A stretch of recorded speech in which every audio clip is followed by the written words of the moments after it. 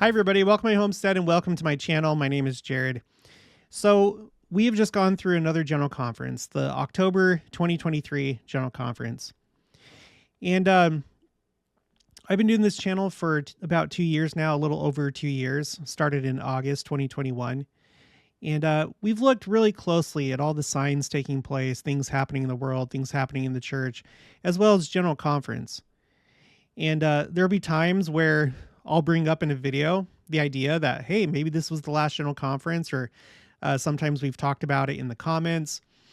And I get the feeling that pretty much every general conference, the majority of people think, no, this was not the last general conference. And I find it a little disheartening, not that it's a bad guess or not that the reasons for believing that are wrong, but it begs the question, what is the last general conference actually going to look like? What is it going to look like? What's it going to feel like? What's going to be said? Is it going to be a general conference that it's just super obvious, like they just say it explicitly, like this is the last general conference? Next time we meet, it's going to be Adam on Diamond, or next time we meet, we're going to be in the clouds with Christ because we're all going to be caught up. You know, how obvious is it going to be? Or how inconspicuous is it going to be? Is it going to be just like a regular general conference? Well, I don't think that we have the answer to that, but there's a couple things I want to go over in this video about how quickly I think the second coming can happen. Whether it's, don't get caught up on the appearances, whether it's Adam on Diamond, whether it's being caught up, whether it's going to the Jews, whether it's coming to the world, whatever, however it plays out. I need to share a scripture with you that I've been thinking about ever since the beginning of this channel. Okay, this is in Matthew 24, a very significant chapter, so significant that you basically have this entire chapter as a Joseph Smith translation in Joseph Smith Matthew, and it's part of the Pearl of Great Price. You know, there's a lot of Joseph Smith translations throughout the Bible. In fact, there's entire sections that are, in the study helps where you can see like longer portions of the Joseph Smith translations, like in Genesis, for example. But Matthew 24 stands alone. We have Matthew 24, but we also have Joseph Smith Matthew. So it's significant. And it has everything to do with the second coming. And this is one of the key things that it says, starting in verse 37. But as the days of Noah were, so shall also the coming of the Son of Man be. For as in the days that were before the flood, they were eating and drinking, marrying and giving in marriage until the day that Noah entered into the ark, and knew not until the flood came and took them all away, so shall also the coming of the Son of Man be. Then two be in the field, and one be taken, and the other left. 2 women shall be grinding at the mill, the one shall be taken, and the other left. Really quick, I recently did a video about this very concept right here. What does it mean that one will be taken and one will be left? I searched many different general conference talks and looked through the church materials. And it means 2 things. One, in the general sense, you have people, one of a house, one at a workplace, one, whatever group it is, like one person that'll join the church when they come across the missionaries or the Book of Mormon or whatever. So therefore, it's sometimes, there's entire families that join, but a lot of other times it's just like one here, one there. So that's one meaning of it. But it's also been spoken about by general authorities in the sense of the quickening and being caught up to meet Christ in the clouds at the second coming. That literally, just kind of like how it reads right here, things are going to be going on as normal, and then suddenly one's going to be gone and the other one's going to be left. So make sure to check out that video. I did it just like within the last couple months. But continuing, it says, "Watch therefore, for ye know not what hour your Lord doth come." Now, I find that to be a very interesting verse because it says watch. And I think it could mean a couple things. One thing, watch yourself, like make sure that you're living the way that you should so that you're prepared when the second coming happens. But also, I think it also means watch, like watch for the signs. And whether it means that or not, there's many other scriptures that say that we need to watch for the signs. Joseph Smith spoke a lot about how we need to watch for the signs of the times.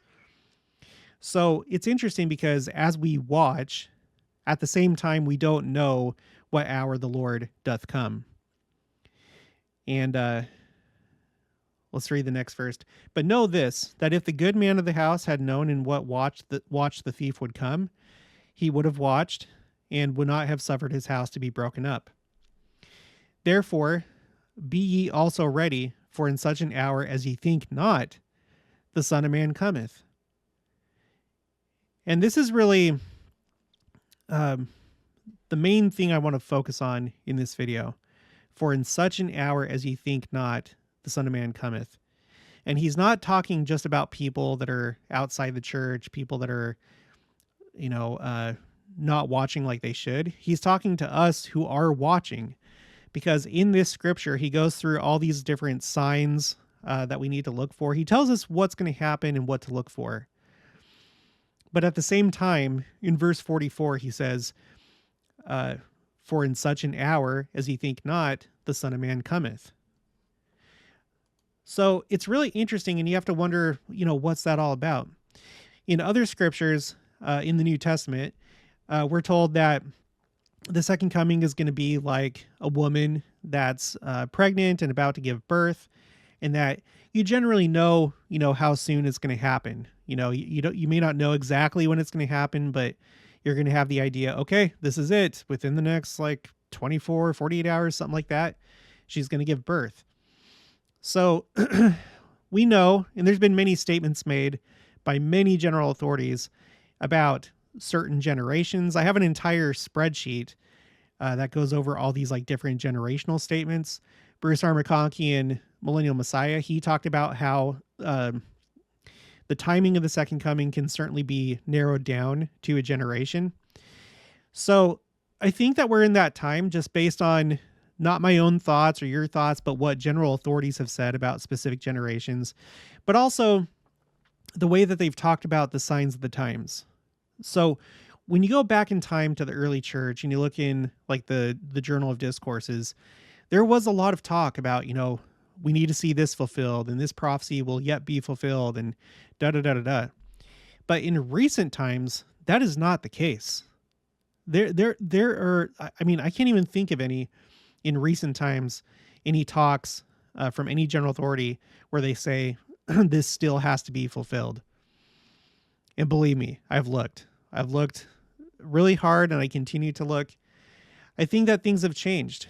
I'm not so sure so much has to happen anymore. In fact, that seems to be the general messaging from the leaders of the church, that already so much has happened. And they were actually saying that quite a bit in the 70s. In fact, we covered that in recent videos. So that brings us back to the question, what are things going to look like before the second coming happens? What's that last general conference going to look like? Is it going to be super obvious? Because Christ himself said that it's going to come at a time when we think not. So if we have a general conference that's really obvious, and President Nelson, or maybe at the time, maybe it's going to be President Oaks, or maybe someone after that, are they going to come out and be like, okay, maybe they would hint very strongly at it. Maybe they would just outright say it. But if they did, would that scripture still hold true if it was that obvious that he comes at a time that we think not? I don't think so. I really don't. At times there's been discouragement because, you look at the church's schedule for the next year, they'll put out their, schedule for devotionals or programs for the upcoming year, or they'll publish the next Come Follow Me or whatever. And so I think well, I feel like I've seen a couple times in the comments, people get discouraged about that because it's like, oh, well, it seems like we're good at least until next year, or the church isn't planning on the second coming happening yet. And I wouldn't be so sure about that. I don't think that, before the second coming, suddenly we're going to see the church's future plans just suddenly go blank.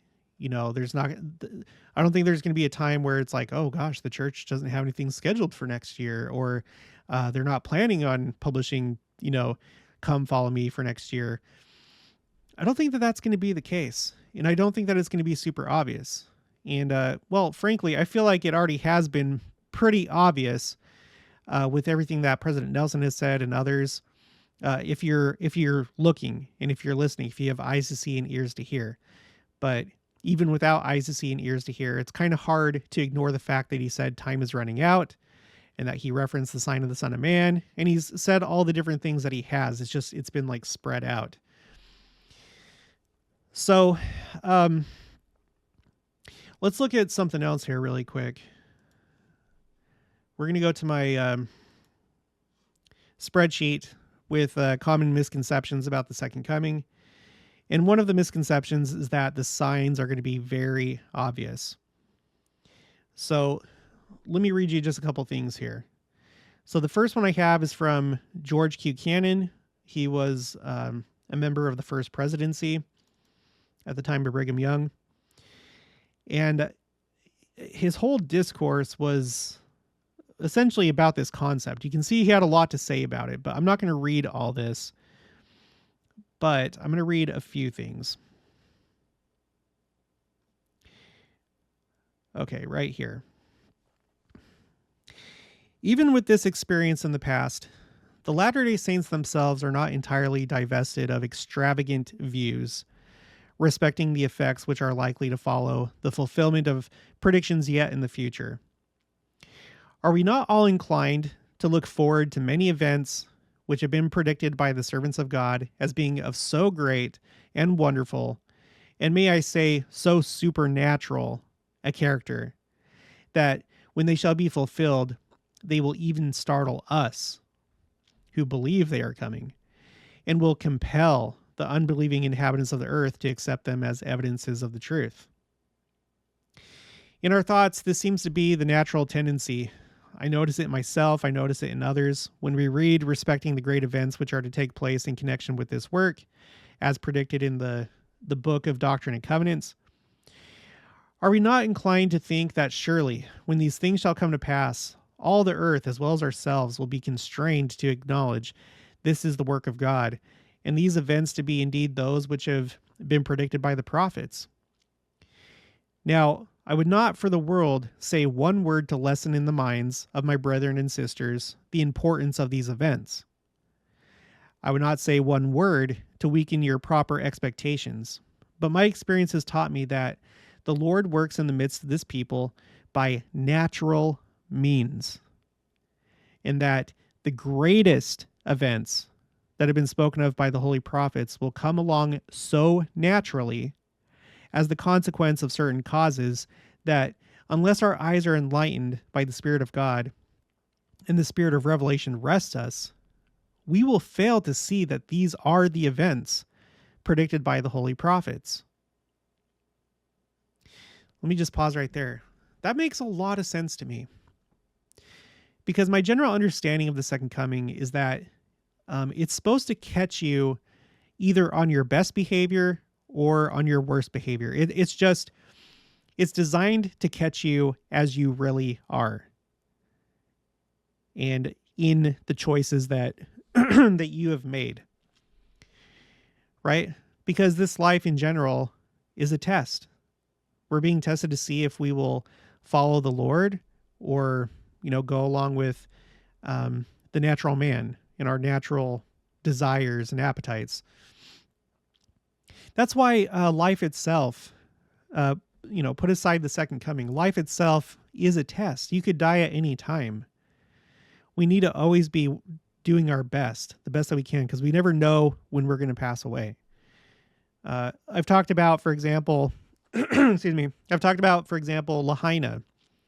Hawaii, how one day it just suddenly burnt down. And that's not a place that you expect to burn down from fire. You don't typically think of Hawaii as a place where there's wildfires. And if there are, they're minuscule compared to California or Canada. And yet it happened, and it burnt down the city, and people died because it happened so fast. There was that video that I did about the big explosion in the port of Beirut, Lebanon. There was a stockpile of ammonium nitrate, which can be used for explosives. And it was sitting in this warehouse at the port. And, I did a whole video about this, looking at all the details. And it is a little bit suspicious, I will say, but I'm not going to go into that here. But supposedly what happened was that there was a fire that started in that area, which spread to like an area that was storing fireworks, which made things intensify because fireworks, right? And then after that, it spread to the ammonium nitrate in another location near there. And when it hit the ammonium nitrate, it caused the third, my gosh, it caused the third largest urban explosion in recorded history. The first two explosions, like the largest two, was Hiroshima and Nagasaki, when the U.S. bombed Japan with those nuclear bombs. The third largest explosion, like man-made explosion, was in Beirut. No one could have expected it. It happened all of the sudden. And I did a whole video about that concept by itself, how there were so many people that were watching all the smoke coming from the port, because it was a lot of smoke that was being produced before the ammonium nitrate ignited. And people were watching, some uncomfortably close. And when the explosion took place, it looked like a nuclear bomb. It was very fast. There was no time to run. People had their smartphones knocked out of their hands as they were recording the smoke. So things can happen very quickly and unexpectedly. And I tend to think that that's how this is going to happen, the second coming. You're just going to be doing what you normally do, your normal mode of being. And if you're living a worldly life, you're just going to continue doing that. If you're living a spiritual life, then you're trying to progress little by little. You're trying to refine yourself. But whatever it is that you're doing at that time, it's going to be essentially a type of judgment day. At the very least, for those that are living a telestial law, they're going to be removed from this earth. If you're living a terrestrial law or above, you're going to remain. But it's supposed to be a test, and it's supposed to come by surprise. So that's why I have issue when we think that there's all these things that still have to happen first because we think we understand how it's supposed to happen. And I see that tendency in the church in some places where it's essentially the same mistake that's been made by the Jews, where they would read the scriptures and lean to their own understanding and get really meticulous about things, and then have expectations that they imposed on the future, specifically on the Messiah, what the Messiah was supposed to look like, what was supposed to happen when he came. And, they had all these preconceptions because they read the scriptures and relied on their own private interpretation rather than the words of prophets, the words that were clear and plain. And those did exist at some point, but they had been removed from the scriptures. We don't know exactly when that happened. I did a video about, where is the oldest copy of the Old Testament? Where's the oldest fragments of the Old Testament? In the New Testament. And guess what? they're not very old, relatively speaking, from the oldest copies and fragments that we have compared to when they were originally written. A long time has passed between those two things. And so who knows when and how much was removed from the Bible. Okay. That's why the Book of Mormon is so valuable, because it hasn't been tampered with. And the Book of Mormon, this group of Old Testament people before 3rd Nephi, they had a pretty clear understanding of who Christ was, what his mission was, the purpose of the law of Moses. So I think it can be safely assumed that things like that were removed from the scriptures. So people not wanting to listen to the prophets, maybe because, those prophecies about Christ and his mission were just boring. Oh, yawn. He's coming here just to take away our sins, and he's not going to overthrow the Roman Empire. He's not going to, conquer the world and then lift us up, and we'll be, a city on a hill, a really high hill, all over, looking down on the rest of the earth. I think there's people that make that same mistake now when it comes to the timing of the second coming, that they think that they fully understand exactly how things are going to play out based on their own reading of the scriptures, when we already have prophets and apostles and general authorities that have interpreted these things. And that's been the whole process that I've been going through on this channel. Rather than me reading the scriptures and then putting together a timeline and being like, oh yeah, this has to happen, and this has to, look at this scripture, look at that scripture. And on top of that, not just relying on the Journal of Discourses and the early church, but taking it all together, both the Journal of Discourses and recent things that have been said by prophets and apostles. They paint a pretty clear picture of what to expect and what we don't know. But there's still just like this tendency to be like, well, this, and this is supposed to happen, and so therefore it can't possibly be close, or too much has to happen first. That's one of my favorite things to hear in the comments, is too much has to happen first. And that's not what the prophets and apostles are saying nowadays. It's not. And then on top of that, let's get back to this. Here we have George Q. Cannon and others talking about how these things that you think are going to happen in a certain way, they're actually going to happen in a very natural way, as the result of certain, how does he say it? Something like, as the result of natural consequences. Yeah. Come along so naturally as the consequence of certain causes. So for an example, I did this video a while ago about the final war where Israel is under attack, Jerusalem is under siege. I think people paint in their minds these pictures of like red skies, rockets streaking across the sky, jets and helicopters and tanks and soldiers in the streets, rushing toward the Temple Mount and stuff like that as Jerusalem is being invaded. And I'm not saying that couldn't happen, but I did a video where we looked at what's been going on with Israel ever since its inception in 1948.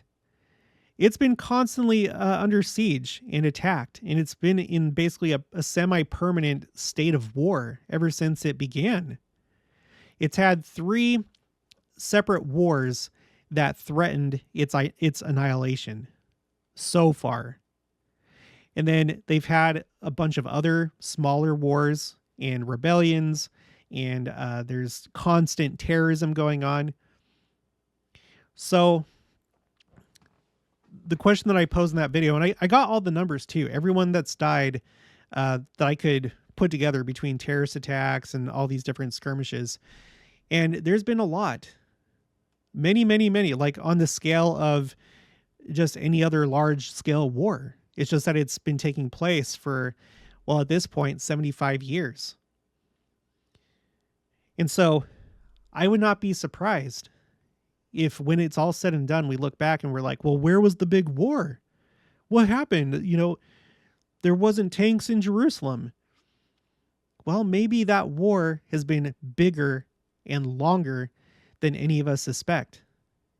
And maybe, like I've talked about recently, maybe it's going to be the Israelis themselves that bring an end or try to bring an end to their nation through this struggle between the religious and the seculars and what's going on right now in Israel, which is being supported by outside foreign forces. So it's been a big, long conflict. It's called the Arab-Israeli conflict. And then a subsection of that is the Palestinian-Israeli conflict. But it's essentially a big, long war that's been going on for 75 years. I feel like we've already been seeing it, and then things could come to a head very quickly, and then Christ will come and defeat Israel's enemies. And we've talked about the implications of who their enemies actually are. Bruce R. McConkie talks a lot about how it's going to be a religious war. It's going to be along the lines of righteousness and wickedness. And that's exactly what we're seeing in Israel today, this struggle between those that are religious and those that are secular, that are fighting for these values, and then those that are religious that are fighting for these values. There is a religious war going on right now. So it could be an example of a prophecy that's coming to pass as the result of natural means. And because it's not big and obvious, because there's not a nuclear bomb that's gone off in Tel Aviv, there's some people that are going to miss that because they have their preconceived notions of how things are supposed to go. And I think that that's foolish. I think that that's very foolish. I think that we would do well to listen to George Q. Cannon, Joseph Fielding Smith, Hugh B. Brown. Let me just read a few more things. I refer you again to that prophecy of Isaiah and Micah respecting the gathering together of the Israel of God from the various nations of Zion. As we read of that in the Bible, we might think when that was fulfilled, it would be done with such supernatural manifestations that the people would be constrained to acknowledge it was the work of God. Yet we see it every day. Look at that right there. We see it every day. Let's pause and let's talk about that. This year especially, have we not seen every day raging flash floods and fires and war and famine and all the things mentioned in the scriptures as signs of the times? Men's hearts failing them. And I've done a couple of videos about men's hearts failing them. It's happening. President Nelson, Elder Holland, and others have defined what that means. And it is happening. For a couple of years there, we were dealing with this very unusual event, the COVID pandemic, that caused so much division and so much strife and so much turmoil socially and economically and politically. And that was our everyday reality for a couple years. These things, I feel like they happen every day, and they're increasing in frequency and intensity, but they are happening every day. And there's people that don't pay attention to that because they have a cinematic view of what is supposed to happen according to how they interpret privately the scriptures. And that's a very dangerous game. I think a safer way to go would to be flexible and be prepared to be surprised at the natural fulfillment of prophecy. Not really understanding that prophecy has been fulfilled until maybe sometimes after the fact. I think there's going to be a lot of people that are surprised when we get to the other side of the second coming in the millennium, and we look back and we're like, oh, that's how that was supposed to play out, or that's what that meant. For example, the coming forth of the Book of Mormon, it happened in a very natural way, by very practical means. The Lord prefers to do things in as practical a manner as possible, to the extent where he would have these prophets go through the trouble of writing the scriptures on gold plates and preserving them through time, and then hiding them for when Joseph Smith would be led to them. It didn't have to happen that God could just he could just be like, okay, a long time ago, they wrote some scriptures. They've all been lost, but I'm going to just give it to you in your mind and you just write it down. But no, people had to go through the natural means as much as possible. And there are miracles that take place for the Lord's purposes to be fulfilled. But it would seem that he prefers to do things in natural ways. There's any number of things, put it in the comments below. Think of a time when an opportunity opened up to the church, but it was done through natural means. I'm sure you could come up with many, many different examples of that. So let's go back to this. So yet we see it every day. Our people are gathering, and men and women who immigrate bear testimony to the friends they leave behind in almost the exact language that the prophets said they would. And yet it is not thought very extraordinary. Why is this? Because it has come along so naturally. And so with the great events that will take place in the future, they will come along in so natural a manner, the Lord will bring them to pass in such a way that they will not be accepted by the people, except those who can comprehend the truth, as the fulfillment of the predictions of the prophets. It requires the Spirit of God to enable men and women to understand the things of God. It requires the Spirit of God to enable the people to comprehend the work of God and to perceive his movements and providences among the children of men.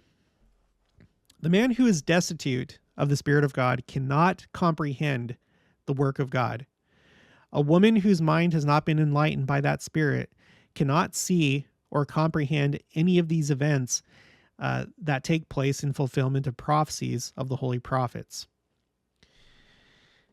So he goes on and talks about it more and more. Let's read it and see what Joseph Fielding Smith says. Here, let me scroll down, do it like that.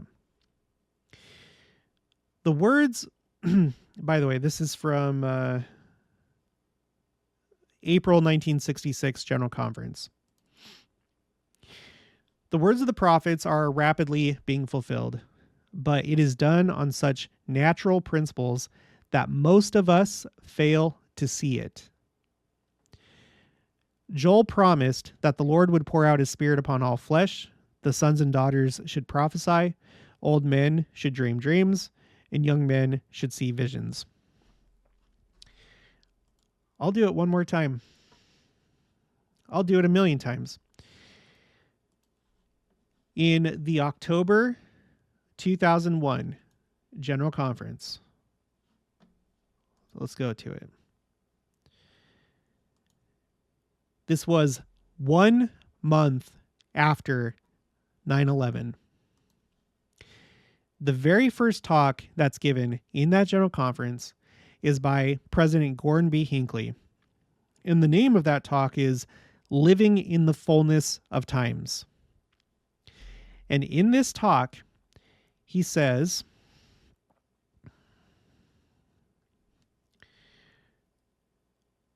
the era in which we live is the fullness of time spoken of in the scriptures, when God has brought together all of the elements of previous dispensations.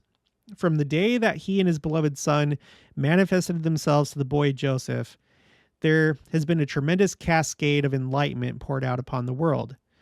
The hearts of men have turned to their fathers in fulfillment of the words of Malachi. The vision of Joel has been fulfilled. The vision of Joel has been fulfilled, wherein he declared, and it shall come to pass afterward that I will pour out my Spirit upon all flesh, and your sons and your daughters shall prophesy, Your old men shall dream dreams, your young men shall see visions. And also upon the servants and upon the handmaids in those days will I pour out my spirit, and I will shew wonders in the heavens and in the earth, blood and fire and pillars of smoke. The sun shall be turned into darkness, and the moon into blood, before the great and terrible day of the Lord come. And it shall come to pass that whosoever shall call on the name of the Lord shall be delivered. For in Mount Zion and in Jerusalem shall be deliverance, as the Lord hath said, and in the remnant whom the Lord shall call. Okay. This was a time where something was explicitly said that those verses were fulfilled. The sun being darkened, the moon turning into blood. That's been fulfilled. And there's always people that want to say, well, that was just like a partial fulfillment. That's not what President Hinckley said. He didn't say it was a partial fulfillment. Well, prophecies can be fulfilled multiple times. Maybe so. And I think sometimes yes. But if a prophet said that it was fulfilled, I would take it seriously. And I would not be surprised if that was the final fulfillment. I wouldn't be surprised. And I think that we should probably play it safe and just take him at his word. So yeah, maybe in a coming day, the fusion process in the sun will stop and then it'll go black, or maybe some large object will cover it up, maybe whatever. But I'm not waiting for that day. After a prophet just said that it's been fulfilled. If it does, then great. But I'm not going to say that the second coming can't happen because we're still waiting on that to happen when a prophet told us that it's been fulfilled. Let's go back to Joseph Fielding Smith. So the words of the prophets are rapidly being fulfilled, but it is done on such natural principles that most of us fail to see it. Joel promised that the Lord would pour out his spirit upon all flesh. The sons and daughters would prophesy, old men should dream dreams, and young men should see visions. President Hinckley, October 2001, fulfilled. Yet, the world goes on about its business, paying very little heed to all the Lord has said, and all the signs and indications that have been given. Men harden their hearts and say that Christ delayeth his coming until the end of the earth. And there's too much of that today. I think that we do that when we say, no, it can't possibly happen yet because this and this and this have to happen based on my understanding of the scriptures.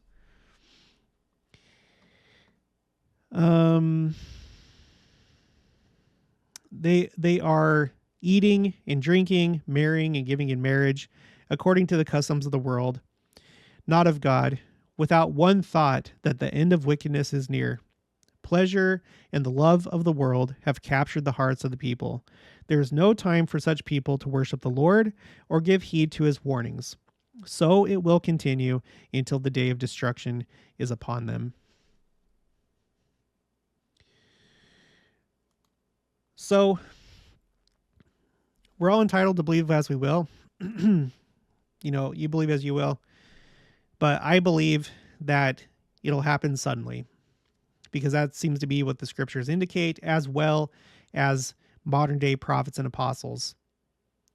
And I think that as far as waiting for things to be completed, that we may not even recognize it.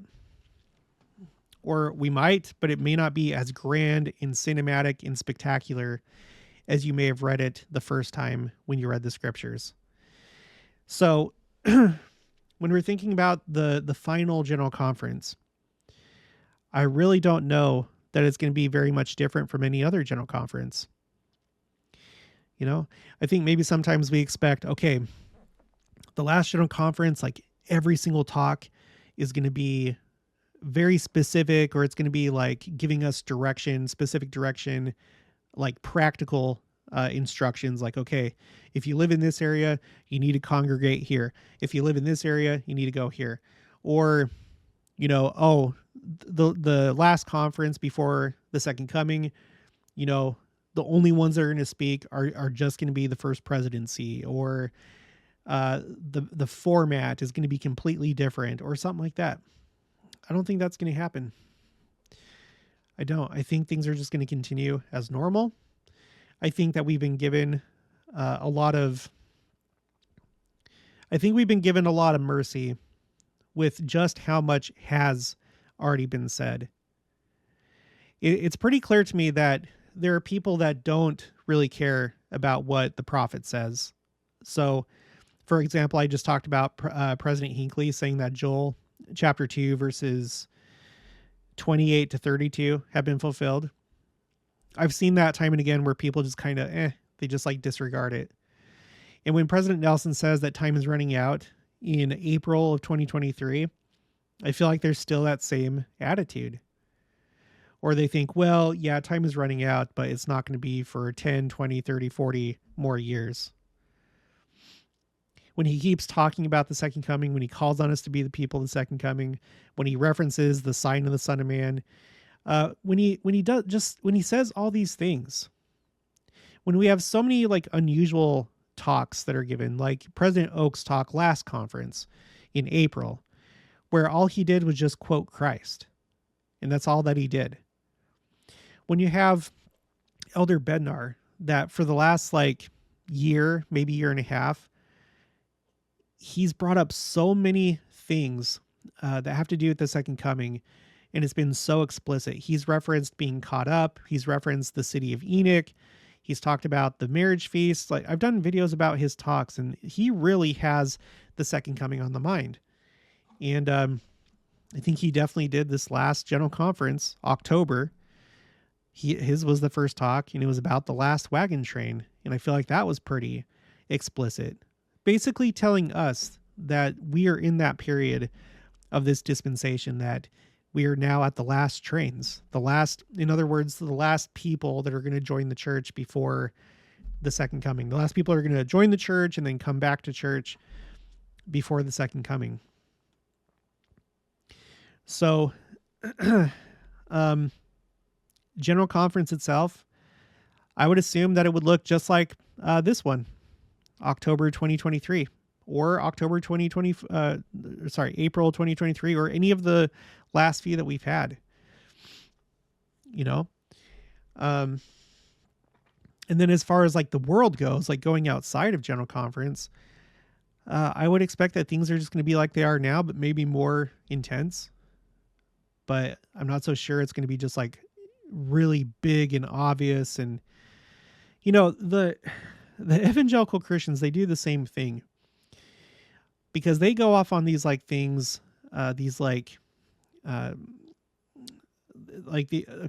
so they contrive these different prophecies, for example, of the single Antichrist based on their understanding of the scriptures, not understanding that those very scriptures that they use to talk about a single Antichrist actually has to do with Satan himself being the great Antichrist, and also the great apostasy. I have a whole playlist about the Antichrist. That is not our doctrine. It never has been. It's never been taught. It's actually been refuted. But just go see my playlist called The Antichrist. There are many Antichrists, but there's not a single one that has to make his appearance before the second coming. That's not the doctrine of this church.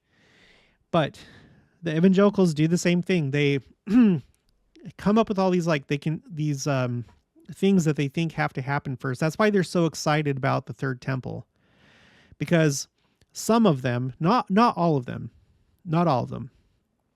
some of them believe that the Jews in Israel have to construct the third temple in order for the Antichrist to sit in the temple and then proclaim himself to be God, and then to deliver the mark of the beast, and They're doing the exact same things that the Jews have done when Christ came the first time.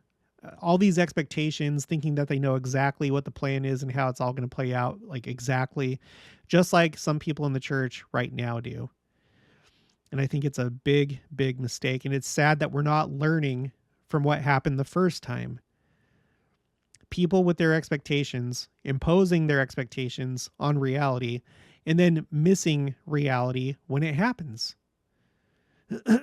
So I feel like it's going to be the same thing in the world. The scriptures talk about how people are going to be living life like they normally do.